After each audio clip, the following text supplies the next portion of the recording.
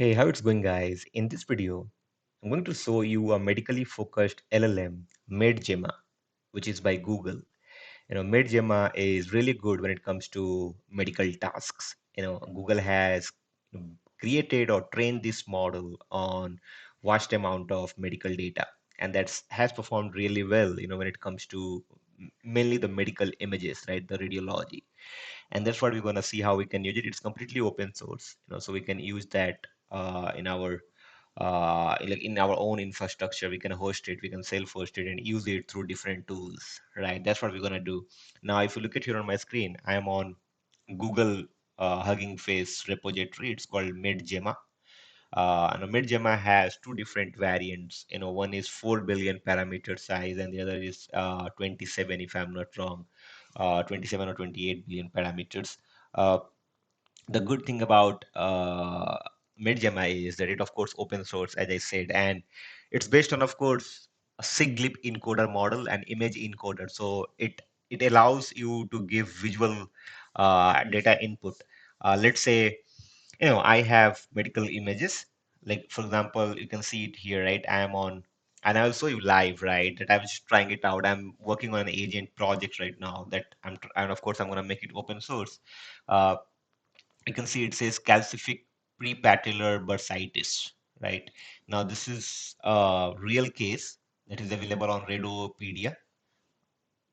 If you don't know Redopedia, it's mainly a how should I say it? You can see it says just like a Wikipedia for radiologists, right? It says that Radopedia's mission is to create the best radiology reference the world has ever seen and to make it. And you can find out tons of cases. So if you go to cases, you can find out different types of cases that have been performed and shared by radiologists or clinicians or whoever, right, on this particular uh, like data platform. Now, I'm gonna use LM Studio that basically helps you run inference, large language models, open source large language models. You would have heard about OLAMA, right? It's very similar to OLAMA, okay, or OLAMA or Open Web UI, earlier OLAMA Web UI. So I'm gonna use LM Studio because they have very good, they're a very good way of uh, making it easier or making it really hassle free. I find Olama a bit difficult. They're open web to set up and all, and this is a bit more user friendly. And if you are somebody who is not technical, you can also use it. So we're gonna use LM Studio to see how we can bring this model or pull this model and use it via LM Studio. Now, LM Studio supports all the top open source models like Llama, DeepSeek, anything which is available on Hugging Face, you can literally use it, of course, to be honest. Uh, they also have their SDKs available. Now, let's say you're working with some models and you want to use it in your own applications, right? Through a serverless API, right? You can also do that. I'm going to show you that in the next video. But for this video, I already have downloaded. You can see I'm on my Mac. It says download LM Studio for Mac. I'm already on Mac and I have my LM Studio over here. You can see in my tab right here. I have it.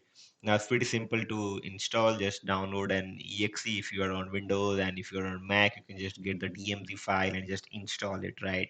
Now that's what it is. It's also open source. You can go to LM Studio and find it out over here, right? So that's what it is. Now here the MedGemma, it's of course based on SIGLIP plus Gemma SIGLIP for the image encoder that basically has been trained on medical images, pathology, and all such data, right? And the LLM part is also pre-trained on such similar vast data, including you can see histopathology patches, ophthalmology images, and dermatology images. It's a LLM component is trained on diversity of medical data. So it's really a good model to kind of work with. Now, imagine you have LM Studio. So you can see, let me open up my LM Studio. Now, once you have LM Studio, and let me first show you this chat here. I already have taken this image. So if you see here about this calcific prepatellar bursitis image, I took this image, right? So I just saved this image in my machine, and I here, of course, I'm going to show you a few things, but I'm just showing you the output. You can see it says what I just asked a simple question, because we should not use these models directly for making decisions, right? This would act as a supplementary, uh, you know, system that should empower the radiologist, because we have less number of radiologists, right, who are experts to analyze medical images. So these kind of tools or solutions or product or ventures, if you are doing, make sure that you are not replacing them, you are empowering them, you are making them more productive or efficient, and there are less errors of margins, right? Because sometimes radiologists might miss a few things that AI can really do better. So if you look at here, it says, what is your opinion of the given image? And the model that I'm using is the instruction tuned model. I'm going to talk about it in a bit. You can see it says the image shows a lateral radiograph of the right knee. You can see it over here.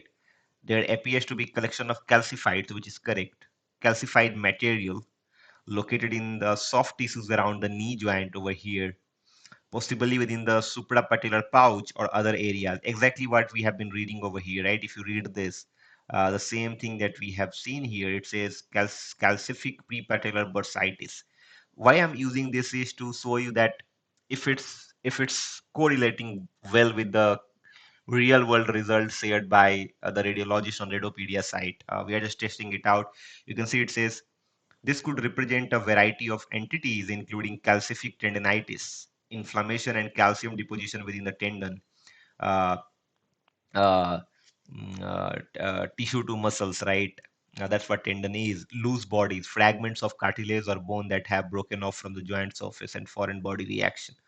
You can see further evaluation is needed to determine the exact etiology, which may involve clinical correlation and potentially additional imaging such as MRI. The reason I have getting this kind of output is because I have set a system prompt. If you look at here on top, okay, so have a chat called MedGemma chat, and I have loaded a model called MedGemma 4B model.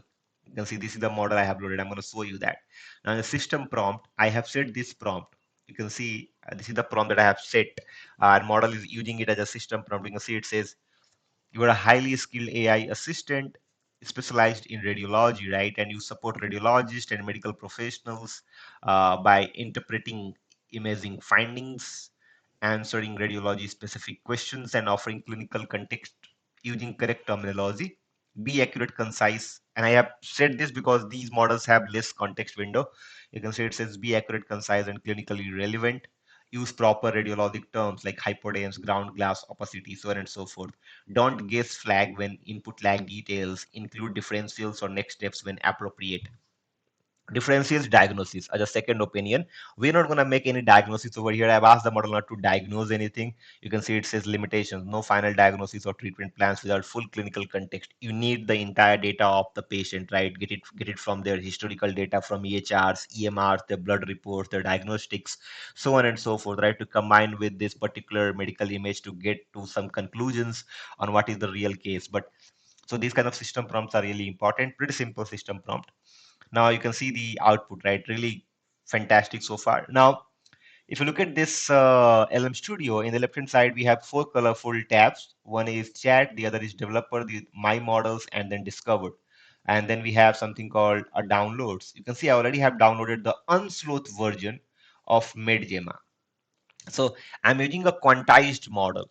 So you can look at here. I have used a 4-bit quantized medium model in the GGEF format, which is the unified format for uh, machine learning models or language models, right? You can see the size, 4.16 GB. So I'm using this particular model on Sloth, right? This is what I have downloaded, and the model has been loaded. Now, if you go to my models, you can see it over here. My models, model directory, everything that I have been using, right? You can find out all the settings over here. I don't have any embeddings model, but this is what I have been using based on Gemma 3 architecture. Now here you can search. So I will give you this link in video description, so you can also install it. You can see this is the model link that I have. You just come here and put it here, and it will show you the model. Now, let's say you don't want to use the medium model. If you click on here in this drop down, right, you can find out multiple other variants of this quantization enabled model. Like we have small model, medium model, large model, Excel model. Based on your compute, you can download it, right? And this is this is fantastic, right? And I've been using it. This model has been loaded, and you can see if you go to chat here, and you can see MedGemma chat. I've been using this here. This is the model has been loaded. You can also eject this model if you want to use any other model. You can just eject it. Fantastic, right? Now here you can of course attach a file, attach an image, and whatever. And now the developer is something that I'm going to take it talk about it in the next video, coming video on this. We're going to create an application on how we can use this through open source model, because this is also supporting now through LM Studio SDKs, guys, because LM Studio SDKs is now OpenAI API compatible SDK, where you can use this model as a serverless endpoint or an API endpoint in your application. So you can also, of course, go to cases and find out, any other, let's say, I mean, this is very famous. Like, let's say COVID is again catching up, guys, right? You can see the COVID is again catching up. You can find out tons of cases over here, guys. Different types of cases. You can see lumbar, spinal, epidural, or whatever. I'm not medically like, I don't have a medical degree, so I might not understand this a bit better, but I do understand a few things over here. But if you keep going, right, you can see this is something that we took it. And you can also search here. Let's say, let me see if I can search. So if I come here, right, I want to try it out something and see if that provides something on the ophthalmology side, right? Let's just search here. So come on ophthalmology, paste, and see if there's anything that we can get it. Uh, Not sure if I'm getting it here. We have some brain related stuff here. Okay. Prosthetic eye. Yeah, I just wanted to test out on what kind of, so they have including radiology images, histopathic, ophthalmology image, and dermatology. Maybe we get something on the skin. Skin is a fairly easy, guys, I believe, when it comes to, because that's external to human body. So if you search dermatology, you can see. But this on Radiopedia will find out information which is more, internal, because these are all radiology machine generated images, right? But you can find out a lot of things. Okay, let me see this here. See this? I don't know if it's able to get it. Let me just save this, on here, and you come back. Maybe you can upload this image. Uh, what's your opinion of this image? And apologies for the background noise, guys. I am not at my place where I create video. Generally I'm in a remote place right now, but yeah, you can see it says processing prompt. Sometimes you might get an error, make sure you reload it. Sometimes it just stuck the, I've seen it. It all depends on what kind of compute you have. Okay. And I also want to tell you that on average it takes around a minute. It takes 1 minute at least to kind of generate the output for a given image on my machine. I don't have a very high compute right now in my current system that I'm using, but yeah, you can take it, download LM Studio from here, and the MedGemma is available here. If you have a better compute, I will recommend you use the 27 billion parameters model. Now you see the word here IT, because this model family is available in both pre-trained and instruction tuned variant. Like, so instruction tuned is a better model when you want to build applications. Pre-trained is really good when you want to further fine tune it. Then you can use it pre-trained model. 27 billion is only available in instruction tuned variant. It's not available on pre-trained, right? So you can find it out over here. Let me just come back.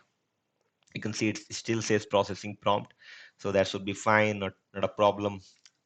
I will give you this Radiopedia as well in the video description, so you can get some real cases and find out the correlations and how closer the this MedGemma output is with your, with the current one, which is the this one, which we have taken from Radiopedia, because this is clinically correct, right, and validated. You can see it says the image shows, now we got the output. uh, Image shows the mammogram view of the breast, which is correct. This, there appears to be a suspicious lesion, which is also correct in the right breast. So you got it completely right, guys. If you look at here, right, it says skin lesion, right breast, right? So it's correct, right? Screening mammogram, which got it absolutely 100% correct on what it has shown. Let's also read a bit more to understand what's saying. Characterized by irregular borders and increased density compared to surrounding tissues. This could represent cystic changes, fluid-filled sacs within the breast tissue, fibroadenoma, benign tumor composed of glandular and connective tissues, infiltrative ductal sarcoma. Fantastic, right? I mean, this is This is really good, right? So far, looking at the size of the model, 4 billion parameters. Imagine when we go with 27 billion parameters, that will be even fantastic, right? So this is what it is, guys, right? I wanted to show you how you can use MedGemma on your own infrastructure. This is completely running on a CPU machine. It does not run on GPU. Of course, I'm using a Mac chip, but that should be fine. Completely on 16 GB RAM, running it decently well, I will say. So if you have any question, thoughts, or feedbacks about this, let me know in the comment box. You can also reach out to me through my social media channels. Find those information on channel banner and channel about us. If you like the video, please hit the like icon. If you haven't subscribed to the channel yet, please do subscribe to the channel, guys. That motivates me to create more such videos in near future. That's all for this video. Thank you so much for watching. See you in the next one.